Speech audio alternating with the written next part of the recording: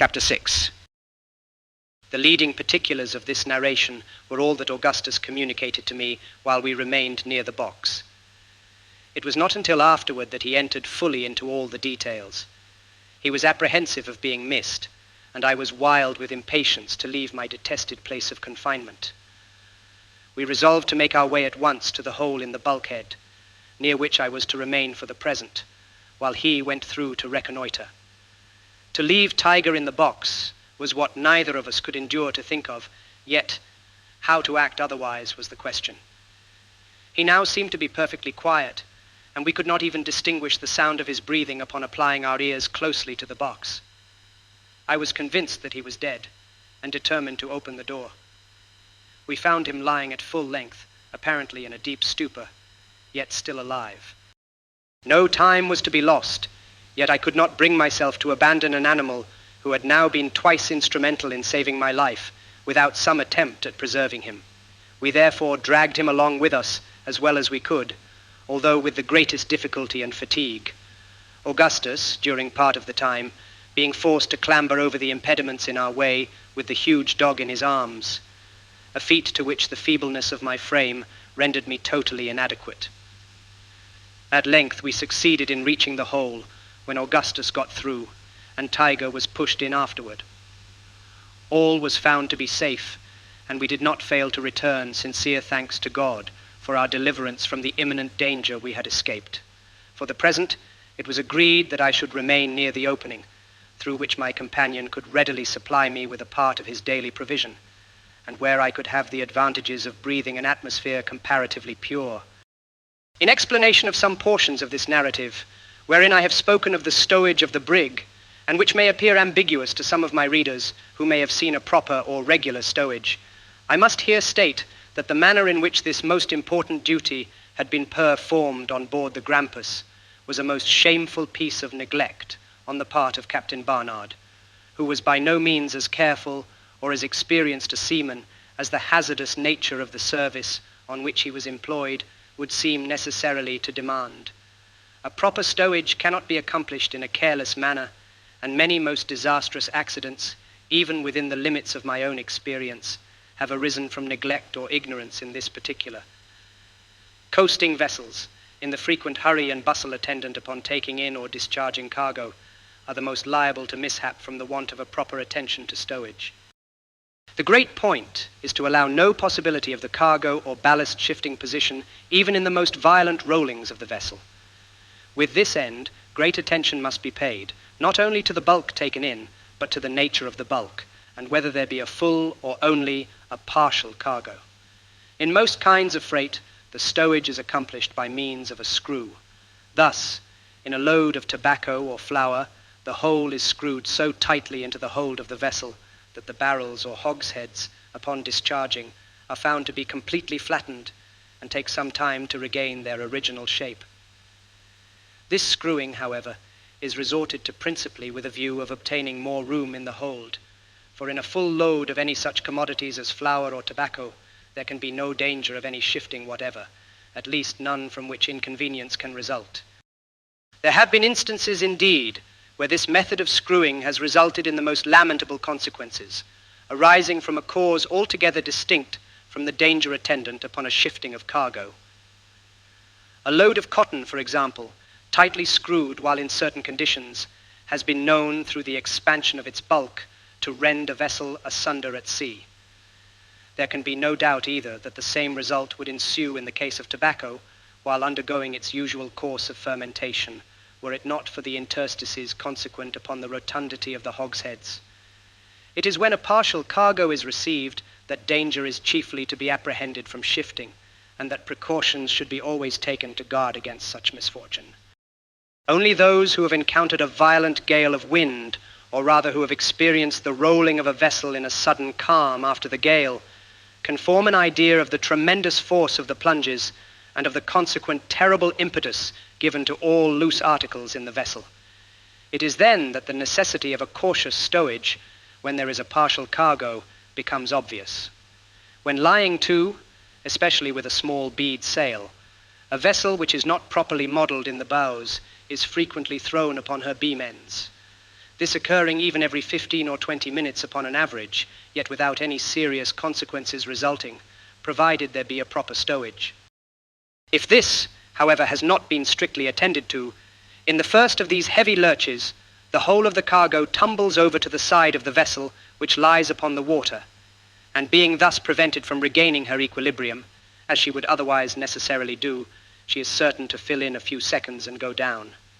It is not too much to say that at least 1/2 of the instances in which vessels have foundered in heavy gales at sea may be attributed to a shifting of cargo or of ballast.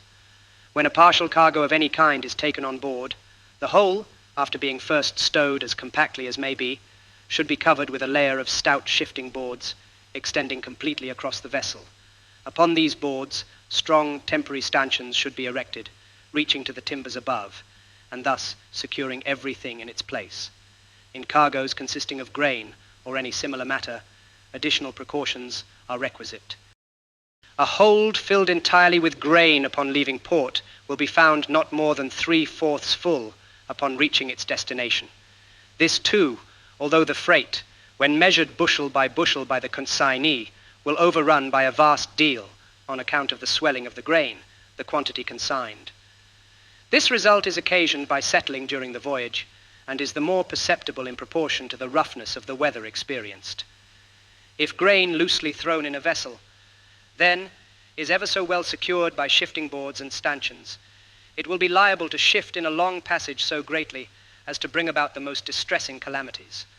To prevent these, every method should be employed before leaving port to settle the cargo as much as possible. And for this there are many contrivances, among which may be mentioned the driving of wedges into the grain. Even after all this is done, and unusual pains taken to secure the shifting boards, no seaman who knows what he is about will feel altogether secure in a gale of any violence with a cargo of grain on board, and least of all with a partial cargo.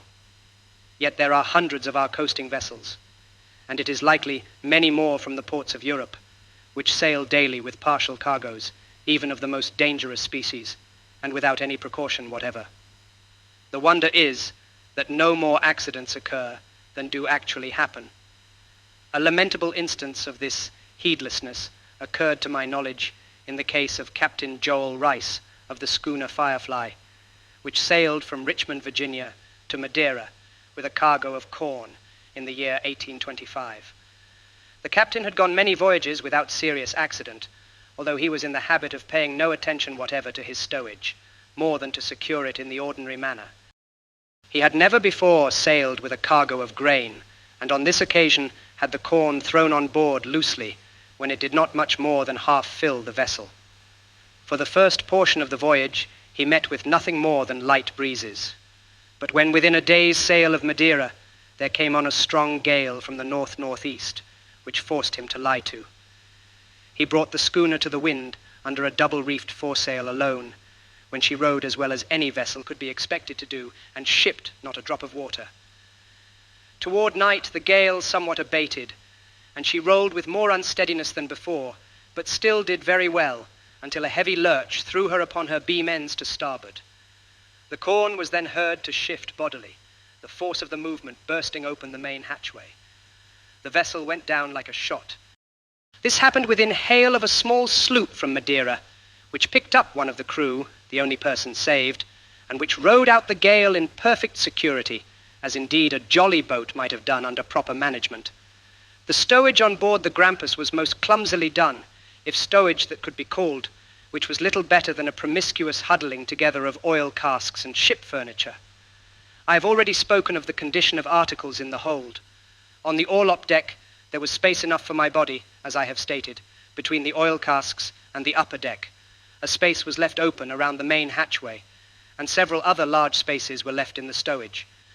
Near the hole, cut through the bulkhead by Augustus, there was room enough for an entire cask, and in this space I found myself comfortably situated for the present. By the time my friend had got safely into the berth and readjusted his handcuffs and the rope, it was broad daylight. We had made a narrow escape indeed, for scarcely had he arranged all matters when the mate came below with Dirk Peters and the cook. They talked for some time about the vessel from the Cape Verds, and seemed to be excessively anxious for her appearance. At length the cook came to the berth in which Augustus was lying, and seated himself in it near the head. I could see and hear everything from my hiding place, for the piece cut out had not been put back, and I was in momentary expectation that the negro would fall against the pea-jacket, which was hung up to conceal the aperture, in which case all would have been discovered, and our lives would, no doubt, have been instantly sacrificed. Our good fortune prevailed, however, and although he frequently touched it as the vessel rolled, he never pressed against it sufficiently to bring about a discovery.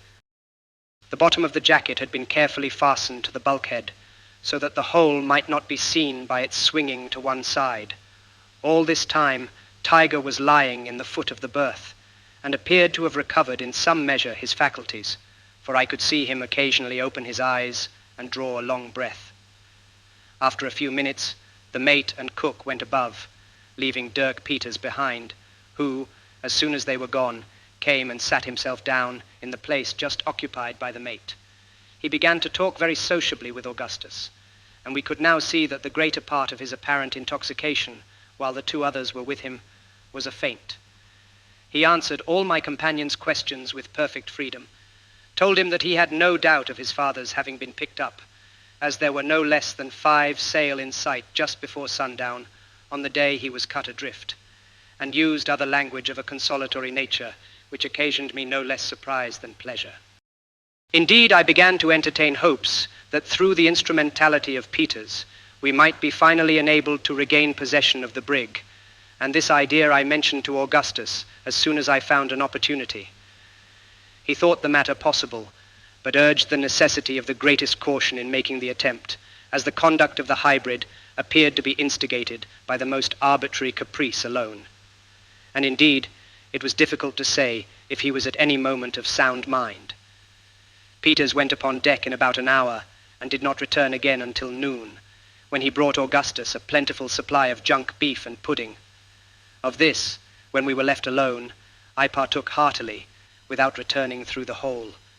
No one else came down into the forecastle during the day, and at night I got into Augustus's berth, where I slept soundly and sweetly until nearly daybreak, when he awakened me upon hearing a stir upon deck, and I regained my hiding place as quickly as possible. When the day was fully broke, we found that Tiger had recovered his strength almost entirely, and gave no indications of hydrophobia, drinking a little water that was offered him with great apparent eagerness. During the day he regained all his former vigor and appetite. His strange conduct had been brought on, no doubt, by the deleterious quality of the air of the hold, and had no connection with canine madness. I could not sufficiently rejoice that I had persisted in bringing him with me from the box. This day was the 30th of June, and the 13th since the Grampus made sad from Nantucket. On the 2nd of July, the mate came below drunk as usual, and in an excessively good humor. He came to Augustus's berth, and giving him a slap on the back, asked him if he thought he could behave himself if he let him loose, and whether he would promise not to be going into the cabin again. To this, of course, my friend answered in the affirmative, when the ruffian set him at liberty, after making him drink from a flask of rum, which he drew from his coat pocket. Both now went on deck, and I did not see Augustus for about 3 hours. He then came below, with the good news that he had obtained permission to go about the brig as he pleased anywhere forward of the mainmast, and that he had been ordered to sleep, as usual, in the forecastle. He brought me, too, a good dinner and a plentiful supply of water. The brig was still cruising for the vessel from the Cape Verds, and a sail was now in sight, which was thought to be the one in question. As the events of the ensuing 8 days were of little importance, and had no direct bearing upon the main incidents of my narrative, I will here throw them into the form of a journal, as I do not wish to omit them altogether. July 3rd. Augustus furnished me with 3 blankets, with which I contrived a comfortable bed in my hiding place. No one came below, except my companion, during the day. Tiger took his station in the berth just by the aperture, and slept heavily, as if not yet entirely recovered from the effects of his sickness. Toward night, a flaw of wind struck the brig before sail could be taken in, and very nearly capsized her. The puff died away immediately, however, and no damage was done beyond the splitting of the foretopsail. Dirk Peters treated Augustus all this day with great kindness, and entered into a long conversation with him respecting the Pacific Ocean and the islands he had visited in that region. He asked him whether he would not like to go with the mutineers on a kind of exploring and pleasure voyage in those quarters, and said that the men were gradually coming over to the mate's views. To this, Augustus thought it best to reply that he would be glad to go on such an adventure, since nothing better could be done, and that anything was preferable to a piratical life. July 4th. The vessel in sight proved to be a small brig from Liverpool and was allowed to pass unmolested. Augustus spent most of his time on deck, with a view of obtaining all the information in his power respecting the intentions of the mutineers. They had frequent and violent quarrels among themselves, in one of which a harpooner, Jim Bonner, was thrown overboard. The party of the mate was gaining ground. Jim Bonner belonged to the cook's gang, of which Peters was a partisan. July 5th. About daybreak, there came on a stiff breeze from the west, which at noon freshened into a gale, so that the brig could carry nothing more than her trysail and foresail. In taking in the foretopsail, Sims, one of the common hands, and belonging also to the cook's gang, fell overboard, being very much in liquor, and was drowned, no attempt being made to save him. The whole number of persons on board was now 13, to wit, Dirk Peters, Seymour, the black cook, Jones, Greeley, Hartman Rogers, and William Allan, all of the cook's party, the mate, whose name I never learned, Absalom Hicks, Wilson, John Hunty, Richard Parker, of the mate's party, besides Augustus and myself. July 6th. The gale lasted all this day, blowing in heavy squalls, accompanied with rain. The brig took in a good deal of water through her seams, and one of the pumps was kept continually going, Augustus being forced to take his turn. Just at twilight, a large ship passed close by us, without having been discovered until within hail. The ship was supposed to be the one for which the mutineers were on the lookout. The mate hailed her, but the reply was drowned in the roaring of the gale. At 11, a sea was shipped amidships, which tore away a great portion of the larboard bulwarks, and did some other slight damage. Toward morning, the weather moderated, and at sunrise there was very little wind. July 7th. There was a heavy swell running all this day, during which the brig, being light, rolled excessively, and many articles broke loose in the hold, as I could hear distinctly from my hiding place. I suffered a great deal from seasickness. Peters had a long conversation this day with Augustus, and told him that 2 of his gang, Greeley and Allan, had gone over to the mate and were resolved to turn pirates. He put several questions to Augustus, which he did not then exactly understand. During a part of this evening, the leak gained upon the vessel, and little could be done to remedy it, as it was occasioned by the brig's straining and taking in the water through her seams. A sail was thrummed and got under the bows, which aided us in some measure, so that we began to gain upon the leak. July 8th. A light breeze sprang up at sunrise from the eastward, when the mate headed the brig to the southwest, with the intention of making some of the West India islands in pursuance of his piratical designs. No opposition was made by Peters or the cook, at least none in the hearing of Augustus. All idea of taking the vessel from the Cape Verds was abandoned. The leak was now easily kept under by 1 pump going every 3/4 of an hour. The sail was drawn from beneath the bows. Spoke 2 small schooners during the day. July 9th. Fine weather. All hands employed in repairing bulwarks. Peters had again a long conversation with Augustus, and spoke more plainly than he had done heretofore. He said nothing should induce him to come into the mate's views, and even hinted his intention of taking the brig out of his hands. He asked my friend if he could depend upon his aid in such case, to which Augustus said, yes, without hesitation. Peters then said he would sound the others of his party upon the subject, and went away. During the remainder of the day, Augustus had no opportunity of speaking with him privately.